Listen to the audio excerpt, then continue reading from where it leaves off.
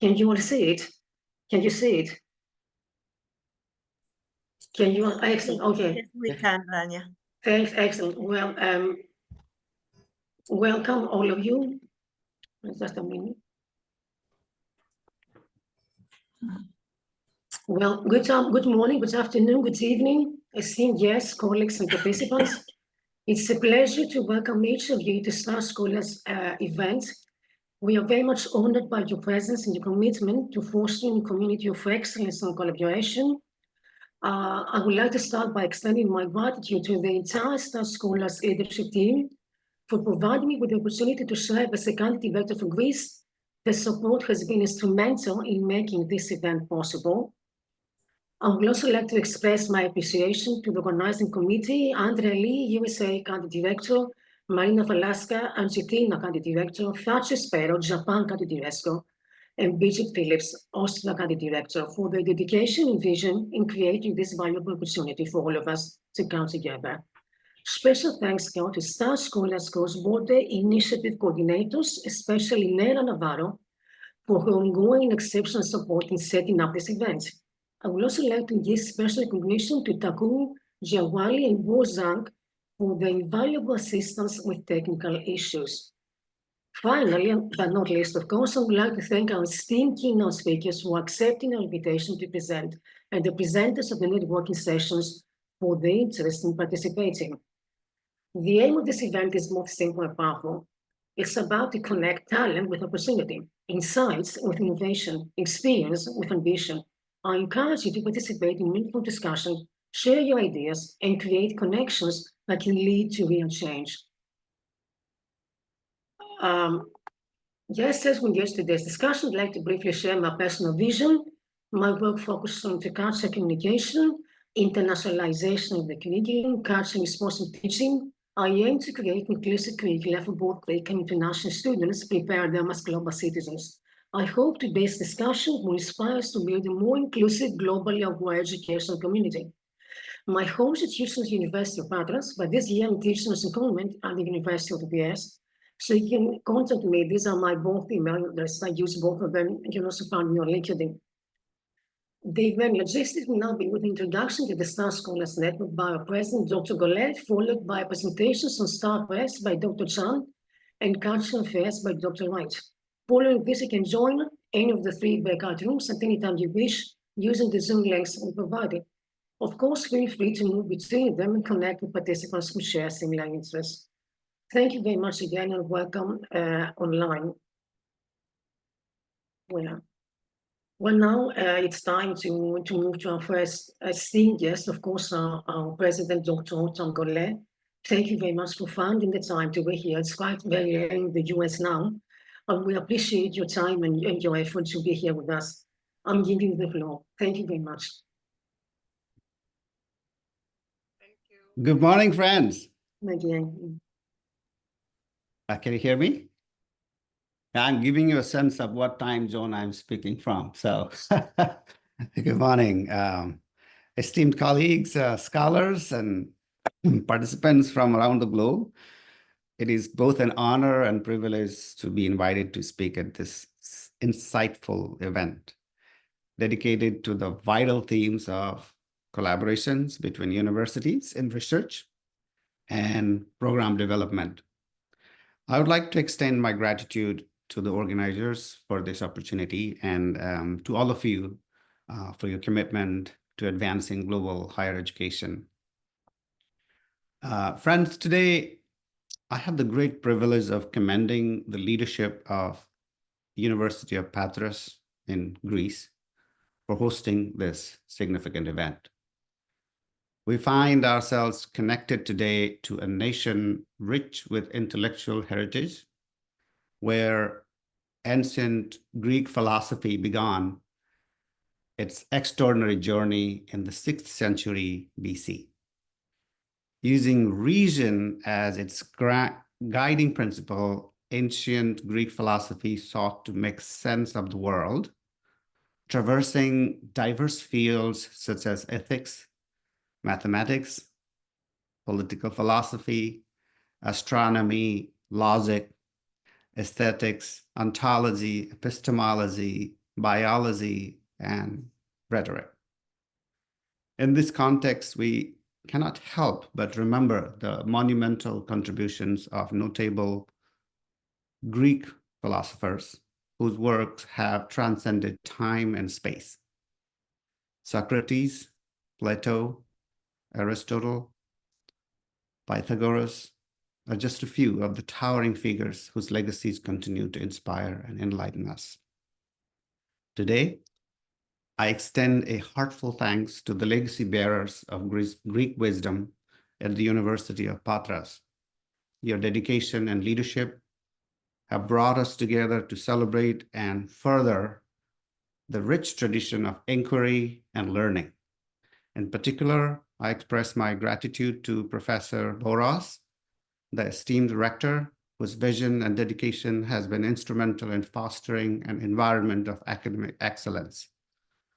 Professor Matzavenos, the Vice Rector for Strategic Internationalization and Extroversion, who has tirelessly worked to extend the reach and impact of Greek education on the global stage. And Professor Benetis, the Vice Rector for Academic Affairs and Finance, whose efforts ensure the continued success and sustainability of educational endeavors. Thank you all for your commitment to upholding the values and principles of ancient Greek philosophy. Your leadership continues to inspire us all as we strive for a future enriched by knowledge, wisdom, and connection as we embrace this opportunity to learn, share, and grow. More importantly, I thank you for allowing our esteemed faculty member, your esteemed faculty member, Dr. Rania Kachara, to partner with the Star Scholars Network to host this exciting online event. We are so impressed by your personal and professional vision, Rania. This initiative exemplifies how academic partnerships can inspire fresh perspectives and new solutions. Rania is a passionate advocate for academic excellence through collaboration. The Star Scholars Network has always been at the forefront of facilitating scholarly cooperation, encouraging interdisciplinary dialogue, and promoting impactful academic collaborations that transcend borders. Today, I would like to share my thoughts on how we can collectively harness the power of collaboration to elevate and innovate within higher education, creating meaningful change across the global academic community. The importance of collaboration among universities can never be overstated. In today's interconnected world, academic collaboration is not just beneficial, but essential. It amplifies our capacity to address global challenges, enhance the richness of our research, and contributes to the holistic development of our students and faculty. By embracing collaborative efforts, we open doors to diverse perspectives, innovative approaches, and comprehensive solutions. The Star Scholars Network plays a transformative role in this landscape by fostering joint research projects, facilitating student-faculty exchanges, and organizing joint academic events. Star Scholars help create a foundation for sustainable partnerships. These endeavors align perfectly with STAR's mission of advancing global higher education and promoting social change. The need for impactful partnerships in academia is now more pressing than ever before. Collaborative research projects allow us to bring together the precious resources, ideas, and expertise in addressing complex issues that single institutions might struggle with.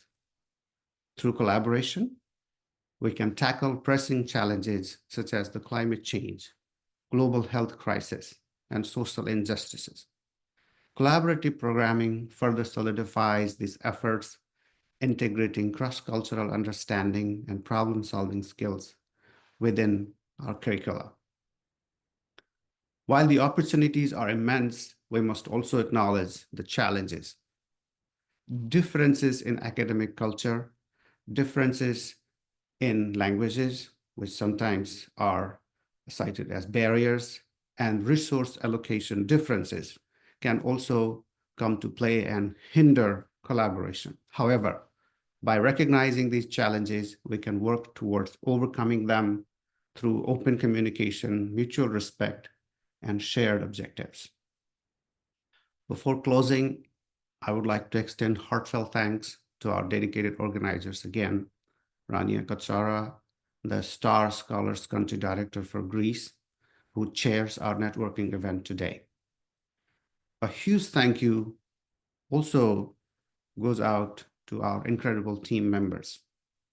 Andrea Lee, Country Director from the United States, Marina Falasca from Argentina, Thatcher Sparrow from Japan, and Birgit Phillips from Austria. Your tireless efforts and dedication make events like this possible. Thank you. I encourage each of you to continue advocating and engaging in collaborations that push the boundaries of traditional academia. Through our concerted efforts, we can create a network of knowledge that is both inclusive and dynamic, setting the stage for a better, more connected world.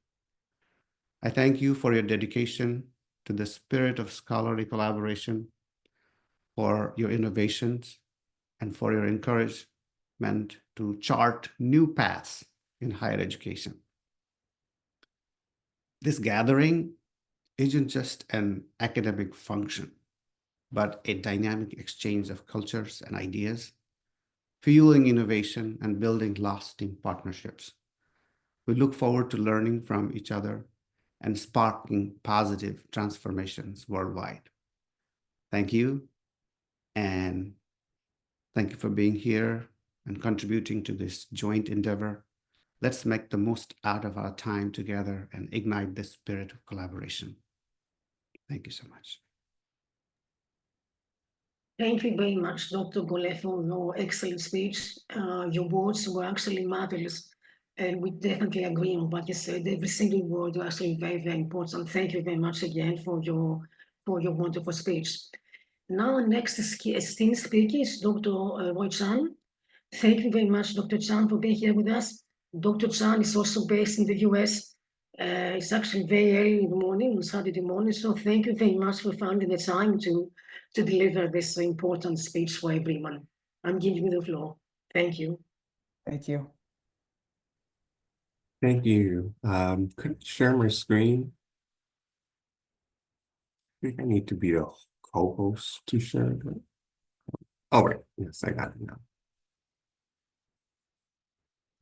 Can everyone see my screen okay? Okay, well, welcome everyone. My name is Roy Y. Chan. I serve as the Director of Book Publications at the Star Scholars Press. And part of this keynote presentation is to introduce Star Scholars members and prospective members about some tips and tricks to submit to our publishing press at the Star Scholars Press. So we have a website, which is press.starscholars.org. And if you go to this website, it will provide you an opportunity to explore more about our books and some of our latest volumes and edited editions that we recently published. Within the Star Scholars Press, we have several editorial members who serve as reviewers, contributors who add to the diversity of our network. These are some individuals that are listed on this presentation slide, including Bo Zhang, who's done a lot as our Director of Communications. Within the Star Scholars Press, we have several journals, specifically international, well-respected journals such as the Journal of Comparative International Education, Higher Education Politics, JIS, etc. In addition to journals, we have several books that we recently published. Most recently, these are a few that I've published in the Star Scholars Press, such as Hybrid and Remote Work, Study Abroad and International Education, COVID-19 Impacts on Student Outcomes. We also partner with several policy think tank organizations such as Lumina Foundation, where we recently released this book by Jamil Salmai on transforming lives at the institutional level, equity promotion initiatives across the world. All of these books are available at thepress.starscholars.org. You can download it at no cost to read some of the latest books that we have. International Students' Identity and Mental Well-Being to global engagement and institutional commitment and student mobility, et cetera. So we have several volumes that we encourage all scholars as well as advanced graduate students to consider submitting their work to the Star Scholars Press. Here are just a list of titles that we have published this past summer and fall 2024. Again, these titles are available at thepress.starscholarspress.org. If you're interested in possibly exploring writing a manuscript with us, feel free to email us at contact@starscholars.org. We're happy to help you brainstorm ideas and issues that you may want to possibly write to us. Part of this presentation is I wanted just to give you guys 5 tips and tricks for submitting to the Star Scholars Press, as I know some of you guys are interested in potentially submitting a manuscript to us. So the one thing that I always recommend that all emerging scholars to think about is that before you write, decide on which journal or book you are targeting. We know that there's so many journals that are out there. There's so many books that are out there. We encourage each individual to consider looking at Google Scholar to see what's out there. If you're not sure if you want to write a manuscript to the Star Scholars Press, you could look at other manuscripts and books and volumes that are out there, such as Routledge, Palgrave Macmillan. We collaborate with several other publishing companies to encourage individuals to publish at the Star Scholars Press.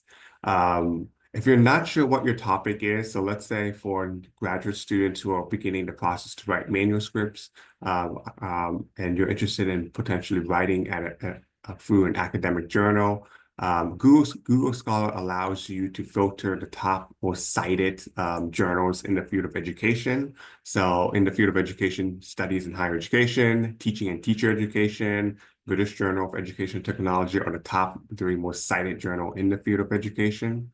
If you're doing early childhood education, you could divide it by specific subgroups and subcategories, from early childhood education to educational administration to educational technology. And what I'm trying to show is that Google Scholar has the ability to show you a list of journals that you can consider publishing, whether it's through the Star Scholars Press or not through the Star Scholars Press. There are many journals that are out there that allows you to submit your work through these publishing outlets. When we think about journals at the Star Scholars Press, typically the #1 reason why contributors may get rejected is the lack of fit with the journal's mission, aims, and scopes. I encourage everyone to read the mission statement very clearly, because sometimes some journals recognize that there's a misalignment with what the person is trying to publish in a particular journal. I know the Journal of Comparative and International Higher Education receives several journals that does not align with the mission. So usually that leads to a rejection. That's typically the #1 reason why manuscripts get rejected. In addition to that, it's important to align your manuscript to the journals and its particular audience. Are you writing for policymakers? Is the journal more geared for scholars, or is it more of a practitioner-based journal? Some journals are more focused on writing to administrators, such as student affairs professionals, or directors or vice presidents for diversity, equity, and inclusion. So thinking about your audience, who is your audience is really critical to making sure that your manuscript fits well with the journal. Authorship, I encourage you guys to think about who should be the first author, the second author, the third author. You guys will have several seminars later today to talk about who should be the first author in your project. So thinking about authorship is important when you're deciding when and where to write. And the second tip I encourage you guys to think about is following the directions. Several journals have several, specific requirements that scholars have to think about, such as word count, style, font size, etc. I encourage you guys to look at the requirements and just follow the directions, because typically that is the number one reason why someone gets rejected, because they do not follow the direction. Thinking about the type of submission, I encourage you guys, whether you're submitting through the Scholars Press or through other outlets, are you actually writing an empirical article? Are you thinking about writing a book chapter or a policy brief, article takeaways? There are several types of submissions that I encourage you guys to think about more carefully, because it's not just an article. Typically we see research article as a gold standard, but there are several other ways to submit through journals and books, in addition to just the typical peer review articles. If you're not sure what to write, I encourage you to perhaps write a book review. So for those who are graduate students who are not sure what topics they want to explore, writing a book review will allow you to get your name out, particularly to a journal, as well as to help you explore what is your passion. What are you most passionate about when you write a particular article or a book that you're writing? I think it's a great way to explore your interests and to get your work out. For instance, one of our Scholars Press on online teaching and learning in higher education has more than 5 book reviews. I had almost like 5 book reviews on that one particular book, and it's just really fascinating to see what people think about the book that we publish through the Scholars Press in multiple journals, outlets on this one book that is through a collaborative effort through Routledge. Number 3, I always recommend that you have to sell. Your idea that you will generate through this workshop today, as well as in future publication, is you have to capture the reader's attention with your title, abstract, and keywords. Being concise, being on point is important. Editors often only read the title and the abstract, and that's so true for book manuscripts. If you're very clear about what you're going to write, just be concise about what you're writing. Write for the reader and not for yourself. I highly recommend that you're not writing just for yourself, but for the reader, your audience. Know your audience and clearly articulate your main purpose and argument of the problem that you're addressing. You want to articulate what is your purpose of your study, what is the significance of the study, your statement of the problem, your research questions, and what you hope to contribute, and specifically your why. Why are you writing to the Scholars Press, and why do you want to publish this in a journal or a book? The fourth advice I recommend our attendees to think about is have someone outside your field review your manuscript, such as your parents, such as your loved one, your husband, your wife.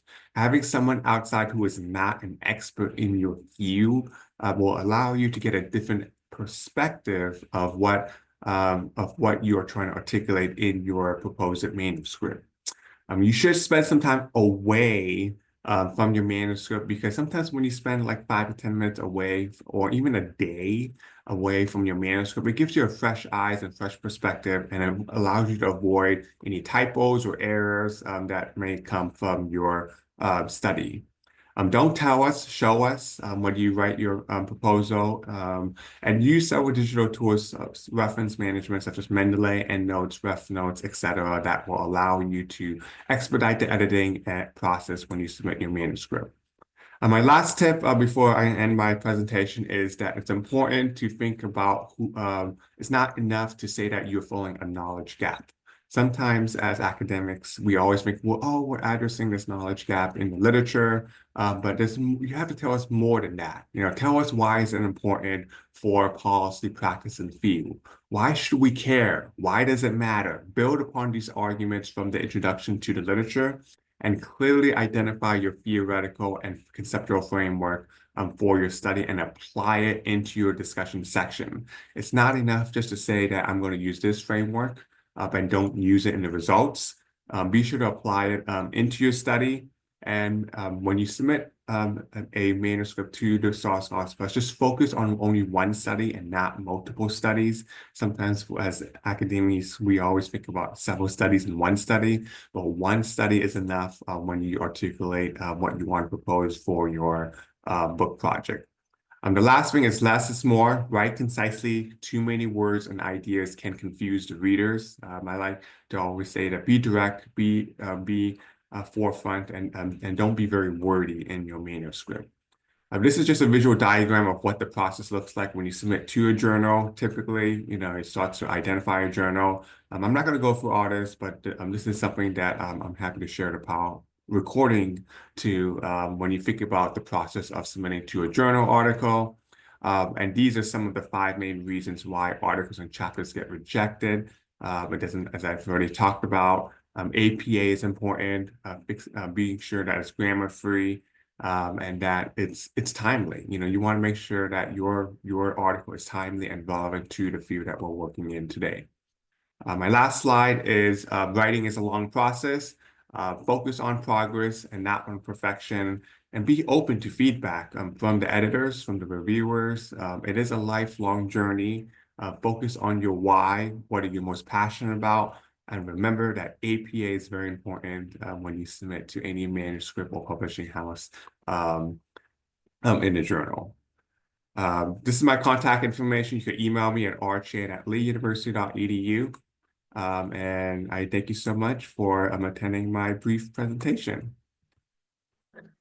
Thank you very much, Dr. Chan, for your excellent presentation. It was really very, very informative. As always, you've been very, very good when you're presenting your excellent advice.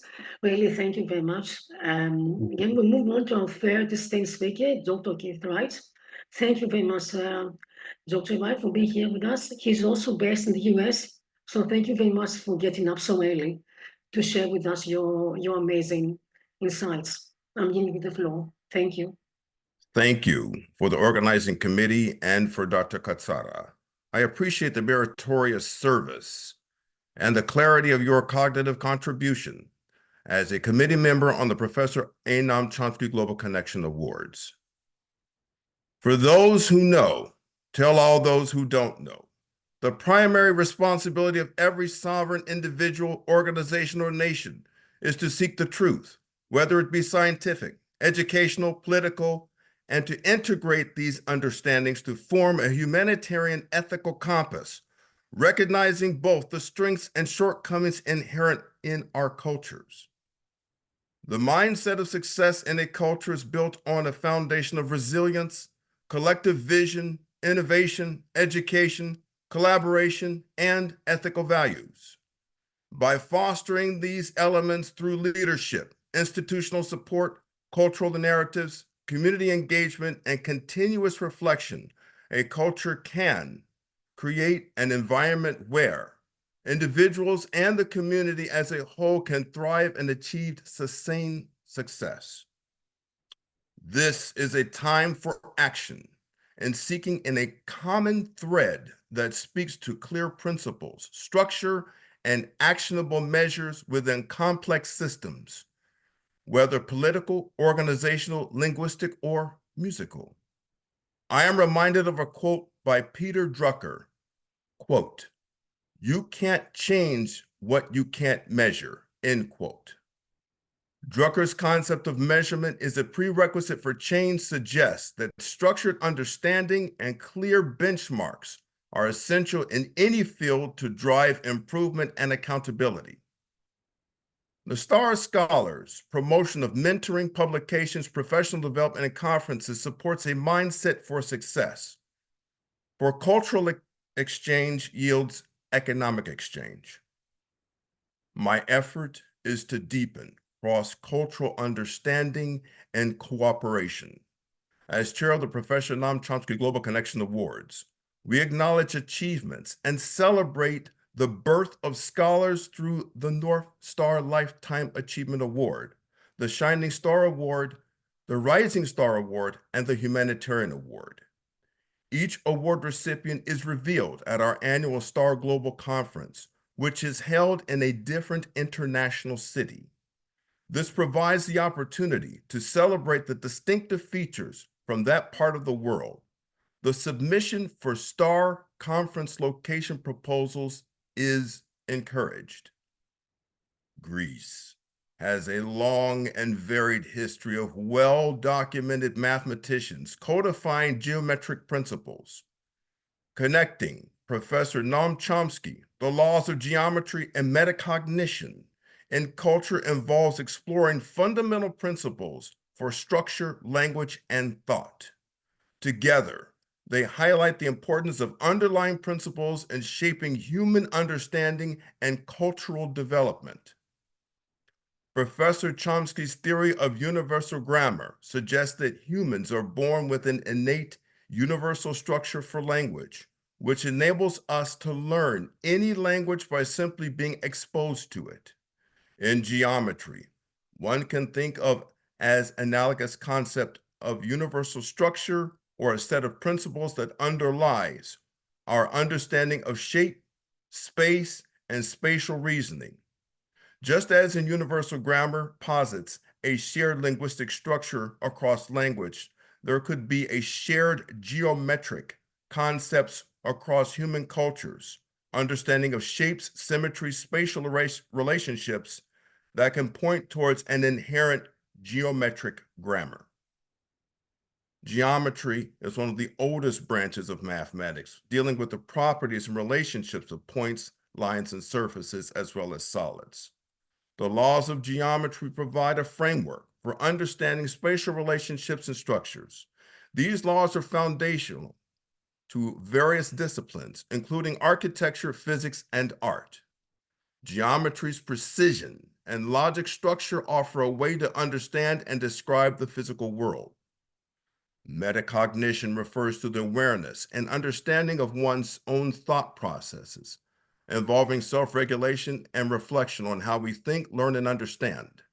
In a cultural context, metacognition plays a crucial role in how societies develop, transmit, and adapt knowledge.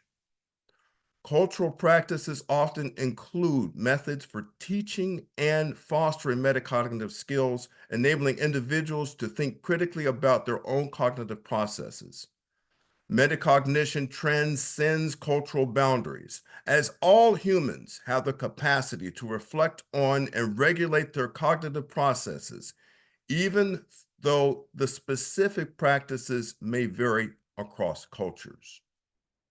The structured knowledge of geometry is transmitted through education, shaping how cultures understand and interact with the physical world. Language, as described by Professor Chomsky, is the key for cultural transmission. It allows for the communication of complex ideas, including those about abstract concepts such as geometry and metacognition. Metacognitive strategies are often taught within cultural contexts, influencing how individuals learn and adapt to their environments. Intercultural learning experiences are especially valuable for international students navigating diverse educational environments. The University of Patras Greek Language and Cultural Lab comes to mind in promoting the Greek language and culture through the development of education research activities and collaboration with domestic and foreign institutions.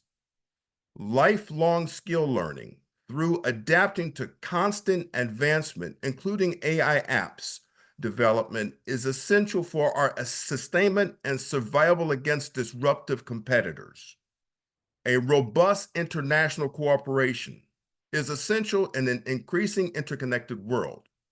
In the progressive internationalism of Professor Chomsky, challenges such as climate change, financial crisis, and inequality cannot be addressed through single nations alone. This STAR Symposium offers one solution through cooperation. Universities are encouraged to leverage relationships through the alignment of political will as a driving force to create policies that benefit not only the wealthiest nations, but those more vulnerable countries through more ethical international trade agreements. International trade and international intellectual property rights will serve as tools for interconnections through the scholarship globally. This calls for universities to act internationally with purpose, integrity, and long-term vision. For myself, I hold but one fear: the destruction of our international unity and aspirations. Compared to such a loss, I do not fear any adversarial engagement. We must remember that the chain of links of interconnectedness of our humanity is building a more humane world, and what binds us together, giving us strength and resilience. And in Semper Paratus, always prepared, we will prevail. I look forward to working through and with each of you in concert towards interconnecting a more humane world in culture, intellectual property, intellectual trade and business, cross-border initiatives, languages, music, commerce, and how we can monetize these initiatives for our greater international development. Thank you. Thank you very much, Dr. White, for your powerful presentation. It was really, really, really powerful. You definitely gave us some food for thought during the weekend.